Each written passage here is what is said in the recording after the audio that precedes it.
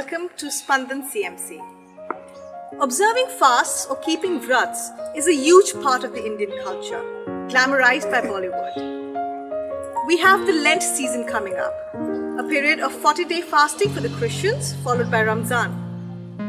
We have today with us Nilambika, Shreya, and Javeria, and together today we will delve into the world of fasting, hoping to understand each other better. So welcome all of you. And to begin with, what are your thoughts on fasting? Do you think it's still relevant in today's times? So definitely fasting is relevant in today's time as well, since people nowadays are so engaged into worldly pleasures that they are not able to concentrate on themselves, and because of that they are suffering from many diseases. True.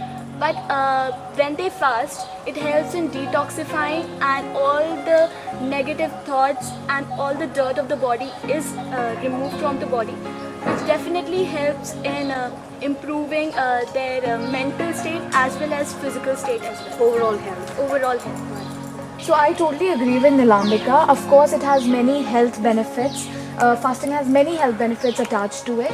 But not just that, also for people to understand their faith better and to get a better knowledge about it, people are very responsible with that as well. So it's absolutely relevant in today's time as well.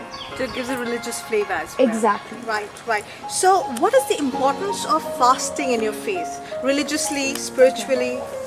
The importance of fasting in Islam specifically, one of them is clearly mentioned in the Quran itself, that it is for self-discipline and for self-control. Okay. Because when you're fasting, you know that God is watching you all the time. So you are not supposed, you can't be like, oh, nobody is watching, let me have something. No, but you know that God is watching you, so that is self-control and that is self-discipline. Second of the major importance that it says is that it is for the higher level of consciousness and higher level of mindfulness for your creator. And then last and the most important one is for purification of self. So these are the most important ones for Purification of self, what do you mean? purification in the sense that because in Islam, I'm saying specifically, that when you're fasting, there is a rule that you're not supposed to talk negative about anyone or anything, act in a negative manner. So this becomes your habit. For a month you're like, I'm not supposed to do these things. So it becomes a habit for a whole year, and then Ramzan comes again. So it's like a practice month. Refresher for yourself. course. Yes, of course. Right. So that was about Islam. What about, what do you have to say about it? So in Hinduism, it's not a specific month that we follow fasting. It's a complete chain going on. Specifically, if we talk about Ekadashi we have, so it comes every 4 days after the full moon and 4 days after the new moon, and we fast on that day. So it is also mentioned in the Ayurveda that there comes 3 days in 48 days where the body needs no food, and it helps in detoxifying all the dirt, the sins that we do as well, and it helps in making the self more poised and more peace, and helps in stabling the mental health as well and the physical health also. So more peace. Peace. Actually, fasting in Christianity specifically is for 40 days, as it is before the Lent. It is during the season of Lent, before any celebration, specifically for Easter. And fasting is not just about eradicating or refrainment from food, but it's actually moreover like you have to eradicate every evil habit that you have. Okay. Anything that reaches to an extreme level, or anything which is an extreme bad quality in you. Like it can be your extreme anger, extreme insecurity, or extreme possessiveness, maybe about yourself or maybe about others. So in that period of time, when you fast, you have to compile it with prayers. You should pray more, and you should eradicate everything that is bad in you. Okay, that's a good point. Extremes. So it's actually curbing something from outreaching its limits. Yes. So everything is okay, but not in extremes. Great. Okay. So how do you say is fasting in your faiths, in your religions, different from others? So if we talk about Islam, fasting is a little different from Hinduism, because in Hinduism, as you said, that there is a chain going on. But here there is a 1 month, there is a whole month dedicated to fasting, a specific period, because it is so sacred, because the holy book of Quran was brought down from heaven to earth during this month. And the first verse of Quran was revealed to the Prophet, may peace be upon him. So it's specifically 1 month that you have to practice 30 days fasting, and there's a proper format, a similar format. You are not, there's just wake up at suhoor before the morning prayer, that is Fajr, and then fast for a whole day, and then treat yourself, give yourself a little feast, that is iftar, during the evening prayer. It's a feast. Yeah, it's a feast. It's a little part. It's a celebration. Okay. The month is full of celebration. At the end of the day, you celebrate it with Eid. So it's a whole celebration going on for a month, and it is for a month every year. So I feel like this is the main difference when it comes to other religion, that it goes on with the same format for a month. And it's only for a month. Only for a month. Only for a month. Yeah. Right. Okay. Okay, so as per my religion, it is said that when you fast, you have to put oil on your head, because people usually do it like they tell people that they are fasting, or they took attention of people. They have that sad expression on their faces. Yes, I'm hungry. actually. Yeah. They seek attention like they are the good religious people. But actually, fasting is not about that. We should grow closer to God. It is, as mentioned in the scriptures, it is written that when you fast, you should anoint your head, you should keep a smile on your face, and you should actually be really happy that you are growing closer to God, so that you are more spiritual into that. And it is the same that when we fast, we pray more and we do almsgiving, so that we help people in that. And we also have many, like the religious practices, we grow in more closer. So be joyful and keep Yes. sharing your good fortune with Yeah, us, right? as Shreya mentioned, almsgiving. Similarly, almsgiving is one of the major things that people do during Ramzan, is because the deeds, the good deeds, they are multiplied by 70. It's said that when Ramzan is going on, all the good deeds are multiplied into 70. So there are two major almsgiving that are given during Ramzan. That is sadaqah and zakat. So these are two huge things that people do. And What's the difference? Sadaqah and zakat, they are two different things. One of them is obligatory, and one of them is there is a Voluntary. Yeah, voluntary, of course. Okay. One is voluntary, sadaqah is voluntary, and zakat is obligatory. Right. Yes, and then again, people fasting. What gives us an idea is hungry, poverty, and hunger. We go through that pain. We can see that how many people are suffering from that. So people during fasting try to give as much as they can to the humanity, to the people. Empathy building. Building Brilliant, empathy. Brilliant. Okay. Asking for forgiveness, because you're going through the same hunger, and you can understand that people out there are not eating for days. So that brings an idea that you should be thankful. I'm so grateful for whatever I have right now, so I need to give that back to the world. So Karan Johar in his movies like Abhi Khushi Kabhi Gum and all these movies has made fasting in your faith look so glamorous, with everybody getting together.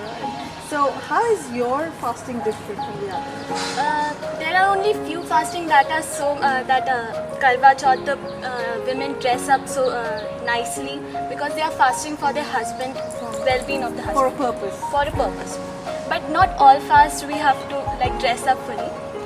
There are many fasts that a person does very silently, without anyone knows, and it's not a compulsion at all. The people do it for their own, and if they feel and the urge of indulgence to food comes, then the whole point of fasting is ruined. Because fasting is for the spiritual health and for the spirituality, the peace of the mind. And if you are urging in it, then the whole point of fasting is lost, and it's not. Then you should not do fasting.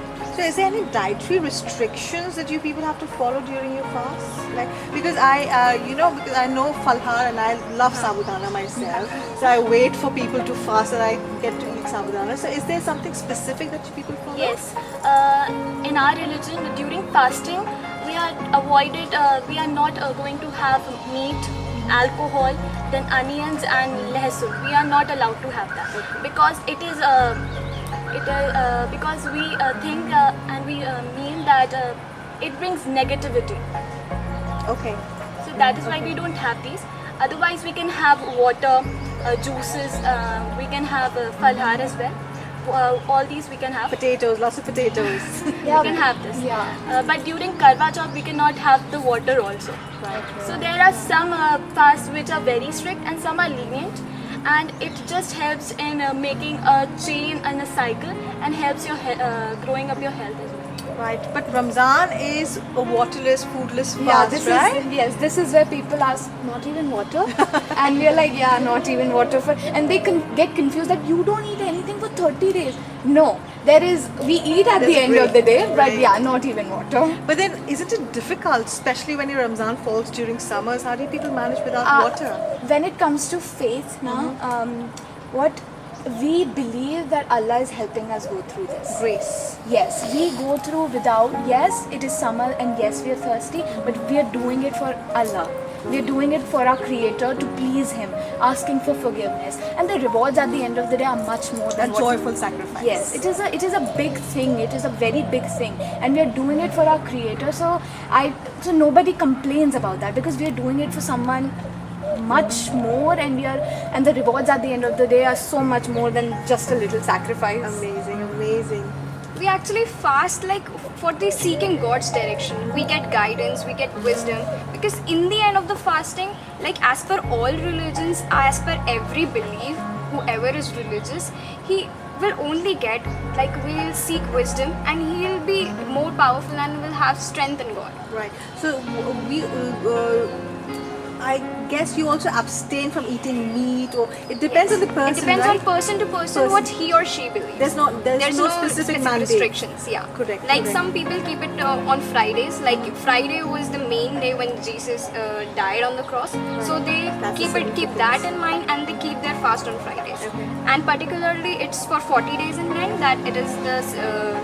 That's the season, main. Like it's the main time when they keep fast for the for believing that Jesus will come again, Jesus will resurrect again, and Jesus will save us again. Right. So it's as per their belief which they are comfortable. So is there any emotional or spiritual preparation involved in all these fasts? Spiritual and emotional preparation, usually you need to correct your intentions that you are going into this period for a peaceful mind and you're doing it for God. So no jhagda. So exactly. So you have to clear your intentions. You need to get strict with your prayers. In Islam, the most important thing is offering 5 times a day. Offering prayer 5 times a day. It is the most important thing. So you need to get regular with that. Waking up 5 in the morning and offering namaz, and then the rest of the namaz, you have to offer it. It is one of the, as you said, that Friday is one day that people fast. In Islam, the last 10 days of Ramzan are the most important. Okay. There is a night called Laylatul Qadr. The meaning, it's called the night of destiny or the night of power. Okay. And it is one of the most important nights. And it's said that worshipping on this night is better than worshipping for 1,000 years. Why? It is one of the most major nights. Also, it is said that the night is divided into 3 parts. The last part is when the Creator, Allah, comes from the 7th heaven to the 1st heaven and asks his, Creation. yeah, what do you want? That is when he is ready to forgive all your sins. He is ready to give you what you want. Fulfillment of desire. Yes, exactly. Everything. Right, A powerful. person, yes. One thing that is beautiful in every religion, I believe, is that how, yes, we have to follow a few very strict things in every religion, but there's one thing, forgiveness is giving. Like in my religion, I feel like if you ask for forgiveness, you must have done the biggest sin. But if you ask for forgiveness, it is given to you. Because it's said in Islam that just how a mother loves his child, Allah loves you 70 times more than that. So a mother cannot forgive his or her child. They cannot just be like, no, I'm not going to forgive you. But so Allah loves you 70 times more. So it's very easy for Him to forgive you if you ask for repentance. I believe this is a biblical principle as Even well. it's written in Bible Right. that even if your mother forgives you, or even if your mother Forgets forgets you. about you, Correct. that if she leaves you, even if like our mother loves us so much, she won't even do that. But even if that extreme happens, The Lord will the not Lord forsake will not forget you. Very true. Very true. So I believe there is no particular day, as she mentioned, there's a specific day of power. The last 10 days are important, but for the 40 days in the fasting, all of them are equally important Yeah, in Christianity. all of them are equally important. You have to restrain from all the like alcohol, any meat or anything. You can accompany. You can just skip one time meal, like for children who are actually very small. They usually don't keep fast according to the norms that are being given.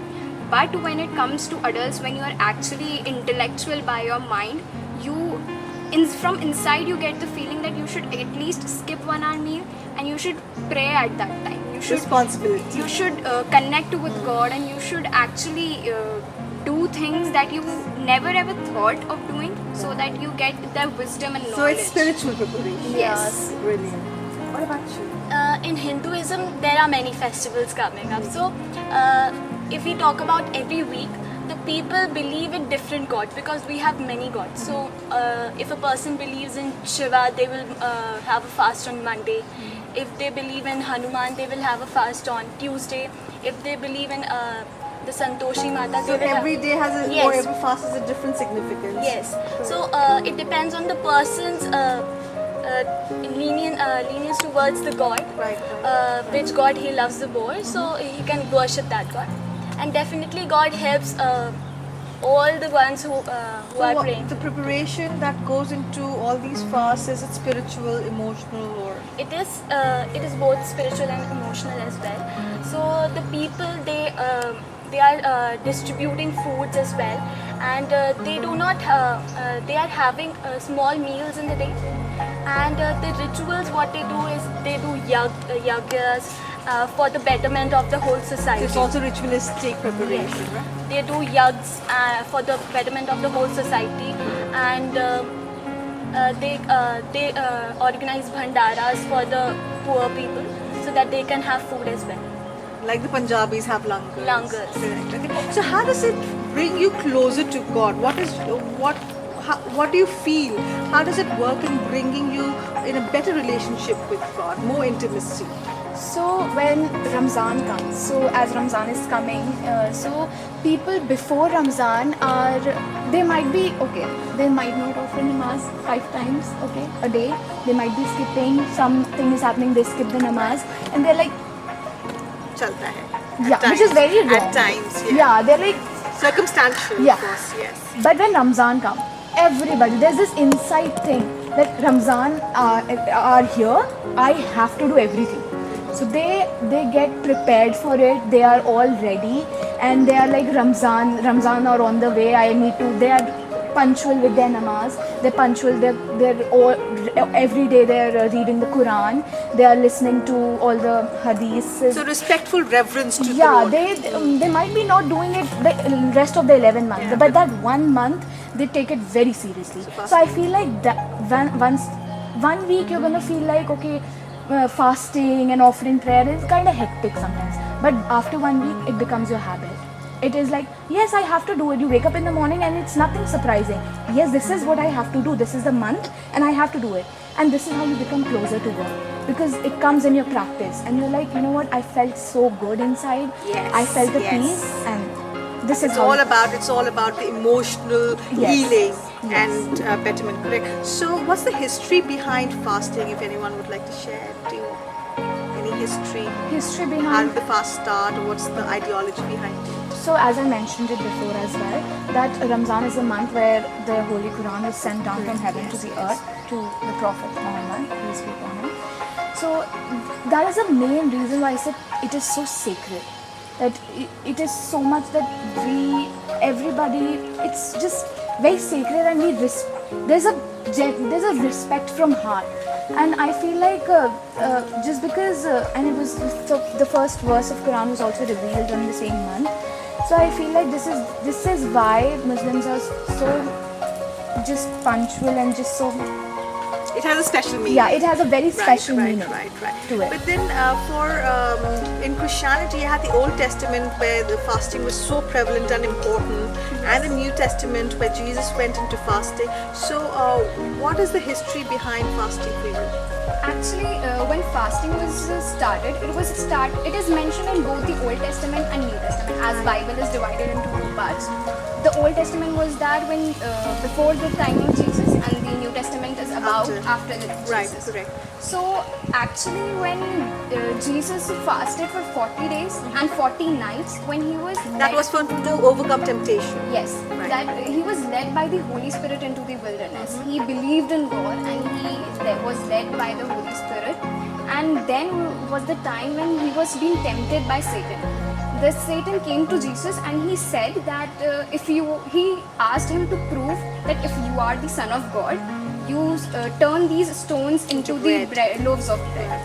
And Jesus didn't ever he didn't refuted him, like he refuted, and he just said that I won't prove this. Like he had a mentality and he said just one word of God that has been mentioned in the scriptures, that man does not live by bread alone but by every word that comes out of the mouth of God. Beautiful. And here he wanted to convey to us and to all the followers of him that your soul needs nourishment.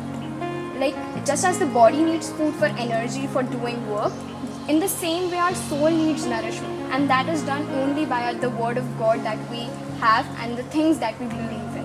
So it also shows that through fasting you're actually getting control over all your desires Yes. and the flesh, because even when you're tempted you realize that it's not really important, it's not the Yeah. thing that's going to help you through with Yeah, life. just as she said that Great. it is about self-control, that we are being also tempted, like some bad things also come in our mind that let's do this, who will get to know this, ये कर लो वो कर लो, आज homework मत करो, आज bunk कर लो, ऐसा मतलब in students life that too come in our mind, but we have to control it. As it is said in every religion that we have to control it, we have to keep power in ourselves and grow closer to God by at least reducing all these things from our mind, so that we become pure by heart. So in Hinduism, there are fasts. We keep fasts on the birth dates of the gods and goddesses, and there is a story that Lord Shiva and all the devtas had a fight with the Asuras, and they were not winning the fight. So they were the goddesses were advised to keep a breath, and because of which they were able to win the fight. So because of that, the trees or the women keep the Karwa Chauth for that purpose, and Power harnessing.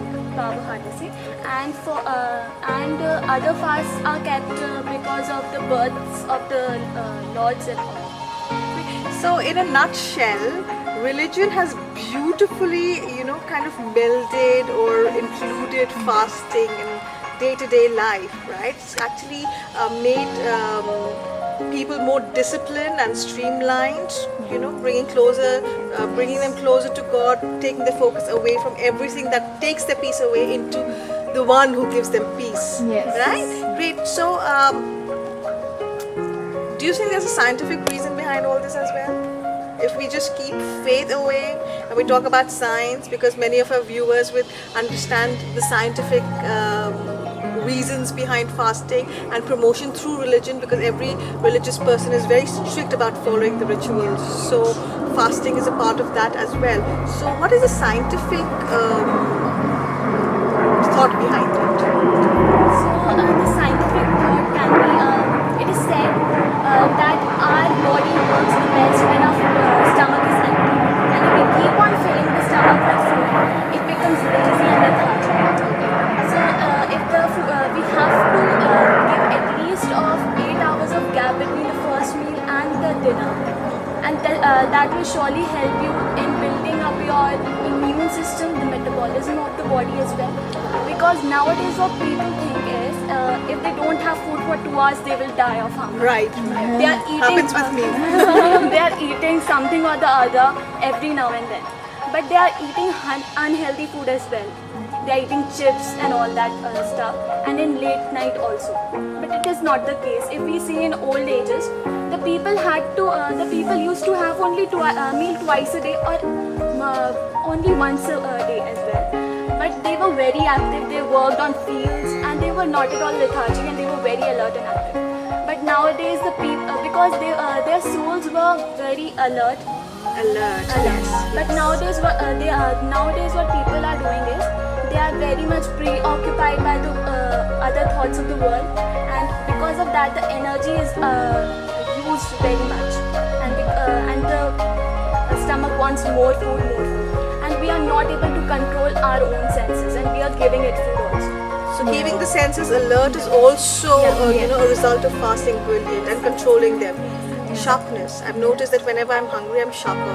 Yeah, and similarly, back as she was telling me earlier, when people were more alert because they were having just 2 or 1 meal a day. Similarly, earlier as well, after fasting, today we have so many things in iftar. There are fried things, there is everything.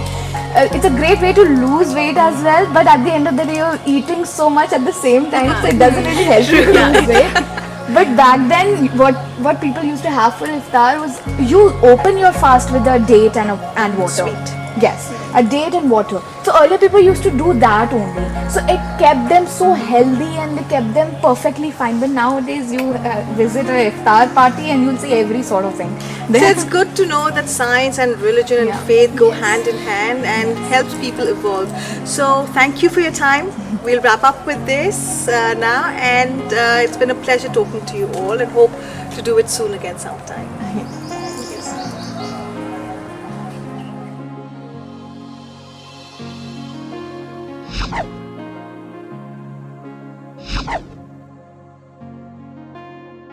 You